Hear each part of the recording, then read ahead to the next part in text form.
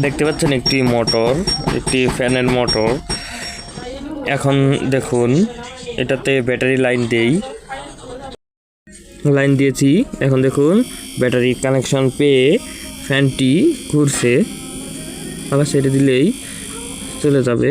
এই যে ব্যাটারির মাধ্যমে মোটরটি ঘুরছে, তখন ব্যাটারির ডিসচার্জ হচ্ছে। কিন্তু যখন এটাকে বিদ্যুৎ না দিয়ে এইভাবে হাত দিয়ে ঘোরাবো, তখন দেখুন কি হয়। এবার হাত দিয়ে ঘোরালে কি হয় দেখুন। আর যখন আমি এটাতে ব্যাটারি লাইন না দিয়ে সরাসরি একটি লাইটের কানেকশন দিলাম, দেখতে পাচ্ছেন শুধু লাইটের কানেকশনটি দেওয়া হয়েছে। এই অবস্থায় যদি আমি এই সাইড থেকে আমি হাত দিয়ে এই মোটরটাকে ঘুরাই, তখন দেখুন কি হয়।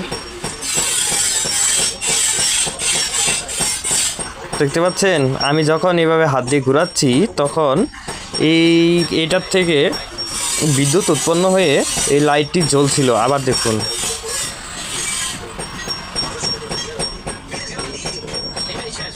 হাত দিয়ে যদি এই স্পিডে ঘোরাতেই থাকতাম, তাহলে এই লাইটটি জ্বলতেই থাকতো।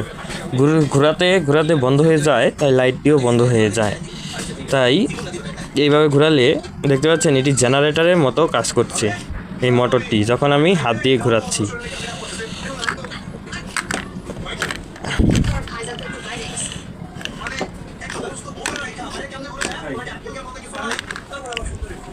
তার মানে এই সকল যে যতগুলো মোটর আছে ফ্যানের মোটর, এগুলো সব যখন বিদ্যুৎ নিবে তখন ফ্যান হিসেবে কাজ করবে, আর যখন বিদ্যুৎ দিবে তখন জেনারেটরের মতো কাজ করবে। যেমন হাত দিয়ে যদি ঘুরাই এইভাবে, তখন এটা বিদ্যুৎ দেয়, আর যখন এটাকে এইখানে ব্যাটারি লাইন দেওয়া হয় তখন এটা বিদ্যুৎ নেয়।